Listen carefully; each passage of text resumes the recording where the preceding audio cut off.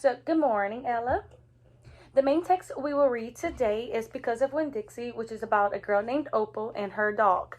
At the end of this unit, you will be asked to write an essay about how Opal and other characters in the story changed because of their relationships with each other and Winn-Dixie. You will also engage in independently reading a novel with a similar theme. To do this, we will work in small groups to discuss the text and examine characters and themes of our independent books. Looking at how texts connect to each other can help us better understand the theme or message of Because of Winn-Dixie. So today we'll begin reading Because of Winn-Dixie by Kate DiCamillo and identify the unknown words and determine the meaning of the words in the text.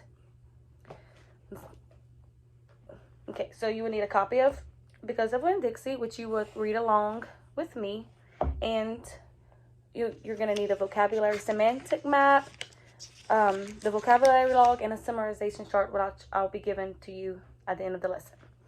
So, and then the rubric that you're going to be following by to meet expectations, you're going to have to meet 5 vocabulary words that must be put onto the vocabulary log and 5 major events on the summarization chart, okay? Anything below 2 or below will not be meeting those expectations, okay?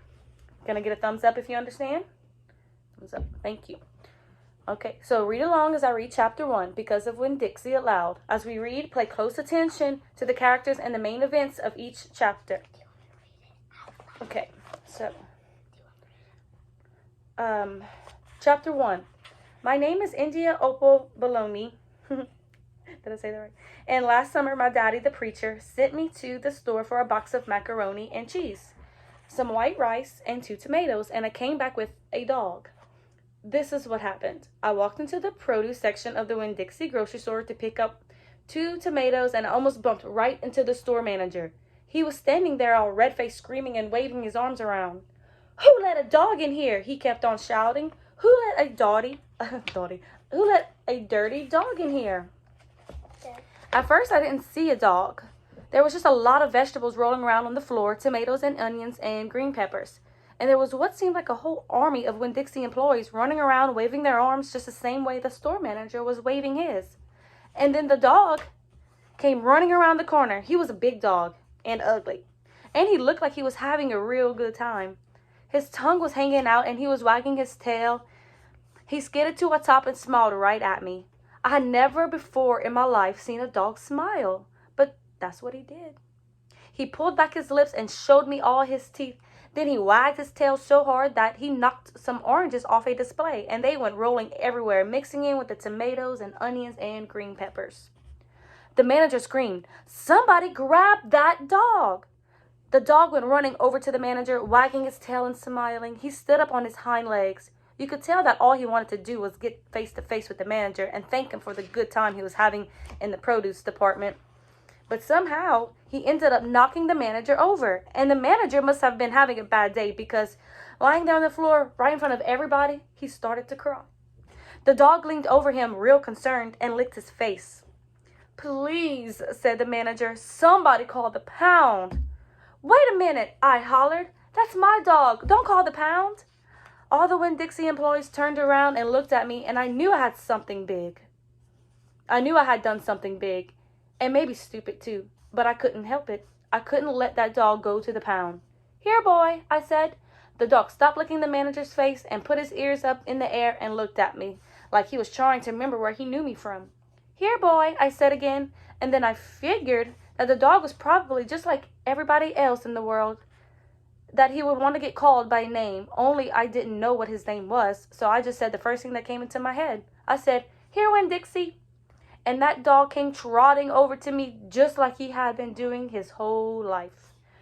The manager sat up and gave me a hard stare, like maybe I was making fun of him.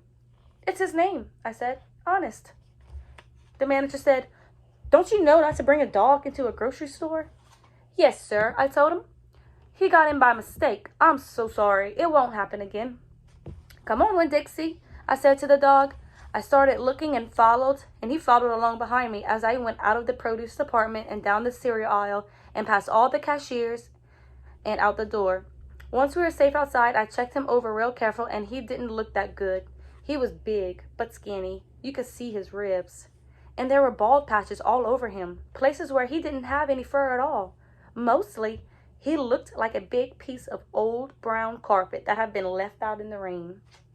"You're a mess," I told him. "I bet you don't belong to anybody."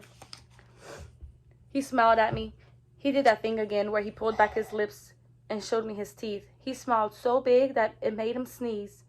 It was like he was saying, "I know I'm a mess. Isn't it funny?" It's hard not to immediately fall in love with a dog who has a good sense of humor. "Come on," I told him. "Let's see what the preacher has to say about you." And the two of us, me and Winn-Dixie, started walking home. And that was for chapter 1. So now you'll be divided into pairs, okay? But I'll be your partner. So we're going to read the quotation from page 16. Can you read it out loud for me? The highlighted part. I'm on page 16 right here. I need you to read this quotation for me. "Daddy, do you know how you always tell me that we should help those less fortunate than ourselves?" He said. He rubbed his nose and looked around at his papers. "Well," I say, "I found a less fortunate at the grocery store." Okay, so now with your partner, you're going to work on a vocabulary semantic map. And this map is going to help us understand what the word fortunate means, okay?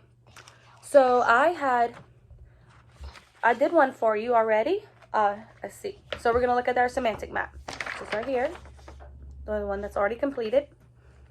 So the word fortunate is going to go underneath the word word, okay? And let's see. Before we do this, what are some resources that we could use to help us determine the meaning of the word fortunate? Maybe you could go to a dictionary. A dictionary, yes. And we can even go online to look up the meaning, an online dictionary also. So, what does fortunate mean? When we looked it up on dictionary.com, and this is your source. So with your Padlet, would you mind grabbing your pad for me?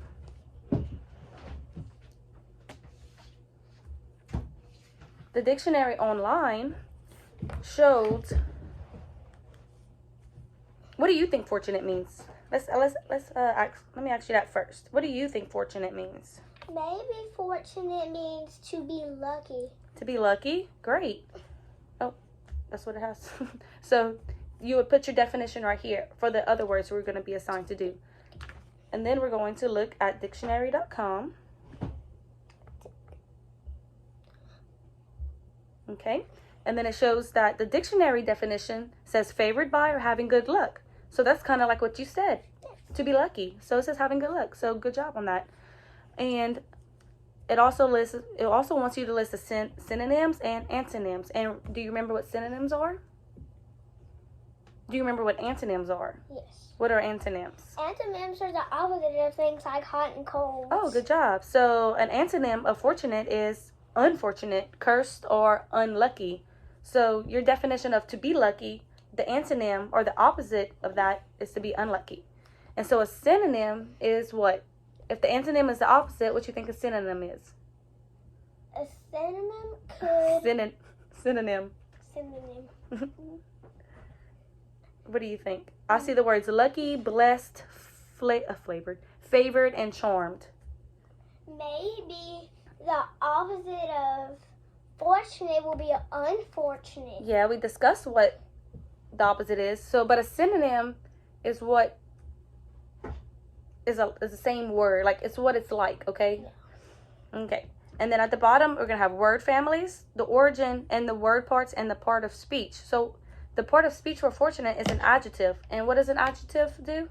An adjective would describe something. Yeah. Okay. So,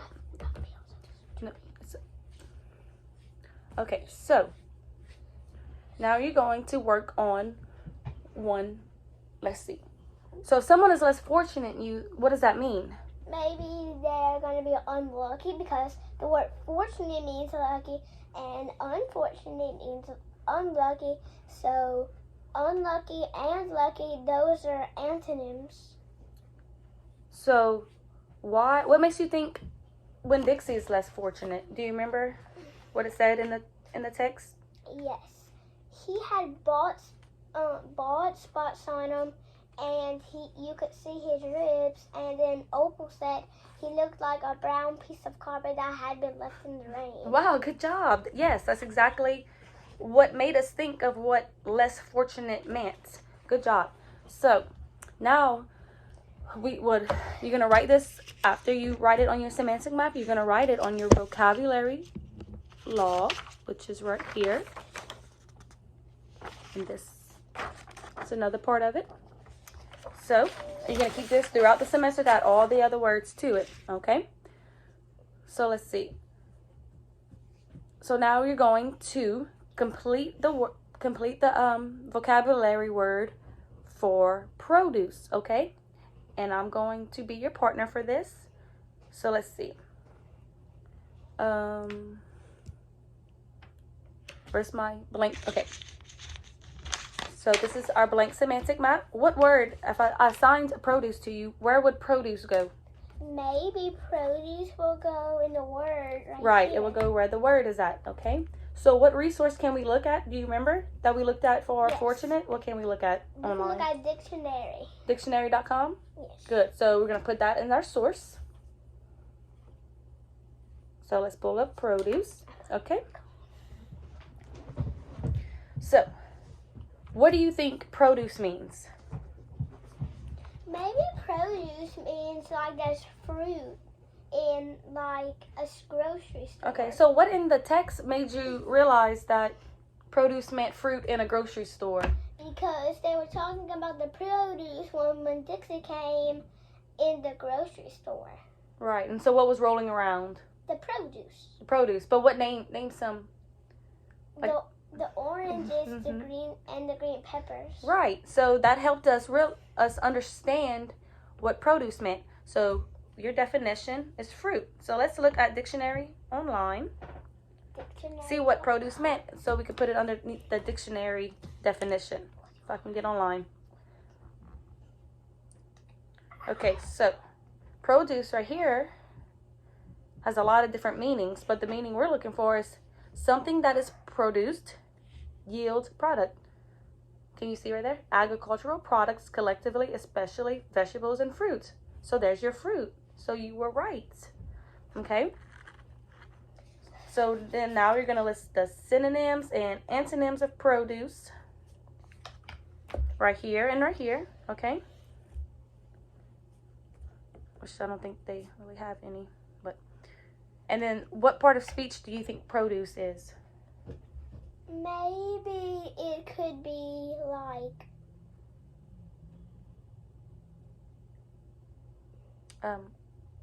It's a thing, so you remember? no. So person, place, or thing is a Noun. noun. Okay, so produce is a thing, so it's a noun. Okay, so we're gonna write in your vocabulary chart. You're gonna have fortunate and produce, and then you're gonna fill out all your information from the semantic map onto your vocabulary chart. Okay. So how does understanding vocabulary help you to understand the story? Maybe. How does understanding vocabulary help you to understand a story? Like if you don't know what a word means in the story, can you actually understand what the story is about? Well, if you don't know what the story's about, you could go to dictionary.com and look up the story, and Not the story but you could look up the meanings of it. of what? Of What were we just looking up the meanings of? produce. Which is a word. Yes, it's a noun. So it's difficult to understand a story when we don't know the meaning of the words. Sometimes we need to identify unknown words and define them in order to understand the text better, which we did with produce and fortunate. Yes. Okay? So you finished the word trotting at home tonight, okay? Yes. And you're going to do that on your own. And you can use what kind of resource to do that at home? The dictionary.com. or the print dictionary. Okay? So, when we read a story, it's important to focus on the most important ideas in a text. So, in a few minutes, you will be asked to write a summary of what we read today, including the most important parts. So, a summary, do you know what a summary is? No, I do not. A summary is a condensed or shortened version of a text, okay? So how can you shorten what you read to create a summary? Let's see. If you don't know a word, you can go to dictionary.com. Like, No, I baby. don't know the word. No, that's for the words, okay? So we can think, how can we shorten the story? We can think about the characters. We can think about the events. We can think about the characters, and we can think about the feelings of the people, like the manager. Wow, yes, that is correct. So what character were we introduced in chapter 1? The characters? Opal and Winn-Dixie. Opal and Winn-Dixie, okay. So what are the main events? What happened in chapter 1? The main events. In chapter 1, that Opal was really surprised when he found a dog in the grocery store. So Opal found a dog in the grocery store, okay. Okay. So now we're going to use our summarization charts. And we're going to summarize the main events with your partner, which will be me, okay? So can I get a thumbs up or thumbs down if you understand or don't understand the directions? Understand them. Okay, good. Let's begin. So I'll be walking around and helping you as needed, but since I'm your partner, I'm right here. Okay, so let's see. So we're going to start with somebody. So who is the somebody? Opal and Winn-Dixie. Opal and Winn-Dixie. And what did they want to do? Or what did Opal want to do? Or what did Winn-Dixie want to do? Winn-Dixie wanted Opal and Opal wanted Winn-Dixie. And then at the end of chapter 1, they said... Okay, so Opal wanted Winn-Dixie, okay? So, but what happened? But what? But in chapter 1, but Winn-Dixie was a mess, and you could see his ribs. Okay, so what happened next? So Opal said, "Let's see what the preacher thinks." Okay. And then Opal brought him home. You think she brought him home? Okay, great. So that's pretty much what happened in chapter 1, right? Okay. So, but why didn't, I just want to know real quick, why did Opal want to take Winn-Dixie?